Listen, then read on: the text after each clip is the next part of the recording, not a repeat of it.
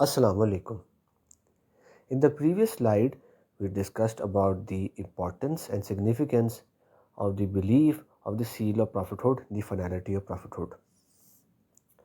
Now, I want to ask a question. What's the definition of finality of prophethood? Commonly, it is defined as no prophet will come after Hazrat Muhammad sallallahu alaihi wasallam. Now, this definition is correct, but for Muslims. When a Muslim gives this definition, defines finality of prophethood as I have defined it, it is correct. It is correct. But nowadays, some objections are raised against this definition.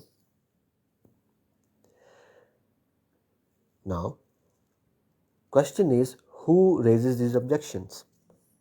What are those objections? By whom these objections are made?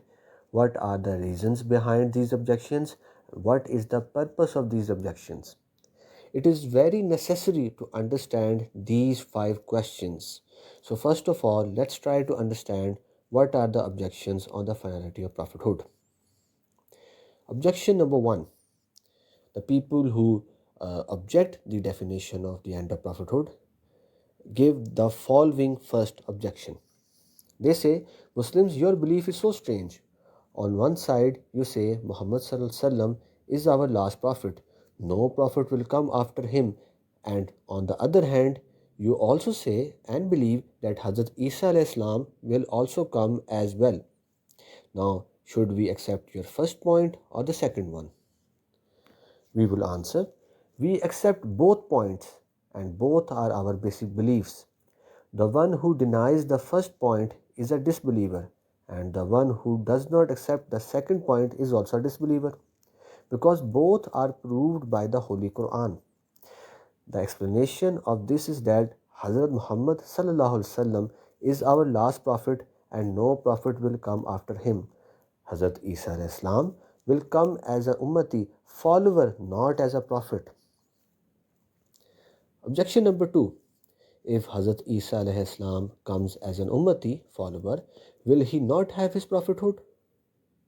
We will answer, Hazrat Isa alayhi salam will come as a ummati, yet still he will have his prophethood because Allah Almighty does not withdraw prophethood after giving it. And that is the Islamic belief. Actually, denying the prophethood means denying prophet, and denying prophet is a disbelief in Islam. The said person cannot remain a Muslim. Objection number 3. How is this possible to have prophethood when Hazrat Isa al-Islam, is an ummati follower? Hazrat Isa al-Islam will be ummati and a prophet at the same time. Now what they're trying to say is that how can a person be an ummati, a follower and a prophet at the same time? We would answer, there are 2 answers to this question, this objection. One is from Quran and Hadith, and second one we will derive from the logic. Now, first we will try to understand it with the help of simple logic. Objection is that how is it possible to have more than one status at the same time? I will explain it with the help of an example. If I, Shahriyar, relate myself to my parents, then I will be their son. But if I relate to my son, then I will be his father. If I am related to my son, I am his father. But when I am related to my parents, then I am their son. So I have 2 statuses, as a son, as a father. From this example, let's try to understand the status of Hazrat Isa alayhi salam. When Hazrat Isa alayhi salam is related to his ummah, then his status will be that of a prophet. And when Hazrat Isa alayhi salam is related to Prophet Muhammad sallallahu alaihi wasallam, then his status will be that of the follower, ummati. All prophets are prophets of their nations and followers and ummati of our beloved Prophet Muhammad sallallahu alaihi wasallam. Now I will explain it from the Holy Quran and Hadith. For this reference, I present a holy verse in front of you in which it is explained Surah Al Imran, verse number 81. Translation. Remember when Allah made a covenant with the prophets, saying, now that I have given you the book and wisdom, if there comes to you a messenger confirming what you have, you must believe in him and support him. He, Allah added, do you affirm this covenant and accept this commitment? They said, yes, we do. This reply came from the messengers, the prophets. Allah said, then bear witness, and I too am a witness. So Allah had made a covenant, a promise, had took a promise from the souls of all the prophets in the world of spirits, or two things which are described in this verse. Like when Allah said that when He will give the prophets the book and wisdom, and when His Prophet Muhammad Sallallahu Alaihi Wasallam comes during their time, during the time of their prophethood, then they will have to do two things. The number one point was that they will believe in Prophet Muhammad Sallallahu Alaihi Wasallam, and point number two, they will support the Prophet Muhammad Sallallahu Alaihi Wasallam. The first task is to believe. When all the prophets agreed that we will believe in Muhammad Sallallahu Alaihi Wasallam, then all the prophets joined the Ummah, the nation of Hazrat Muhammad Sallallahu Alaihi Wasallam. All prophets have two major roles. The first one is when the prophet is related to Ummah. Now we're talking about the status again.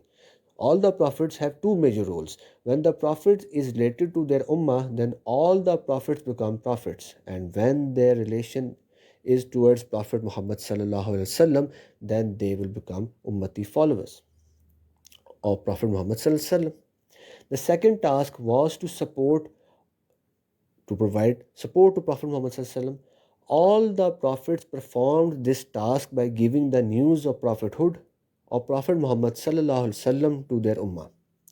Hazrat Isa Alayhi Salam also gave the news about Hazrat Muhammad Sallallahu Alaihi Wasallam, and when he will return near the day of judgment, he will practically help and support the religion of Islam and implement it in the whole world. This is the belief of Muslims. Objection number 4. Hazrat Isa Alayhi Salam will have prophethood, but he will not execute it. How is this possible? This question also has two kinds of answers. Number one from Quran, and number two with the help of logic. Verbal answer has been given in objection 3. That is, we have explained in objection number 3. Now let me explain its summary once again. Like that. Surah Al-Imran, verse number 81. Allah took a pledge from all the prophets that when my Prophet ﷺ will come, then any one of you who are present in the world at that time will not implement their prophethood, Sharia, Kalma and rulings, and it will be necessary for all prophets to read Prophet ﷺ's Kalma and follow his Sharia and orders. Now the logical answer. For giving the logical answer, I shall present the following example. If the President of Pakistan goes to China for a presidential visit, official visit, can the President of Pakistan issue orders in China? Your answer will be no. Then who will pass and who will have the control in China? Yes, the President of China will have all the power and the government. The President of Pakistan who went to China, does he or she has the status of President of Pakistan? Yes or no? Yes, he is or she is the President of Pakistan. Yes, but their presidency will not execute in China. They have no government.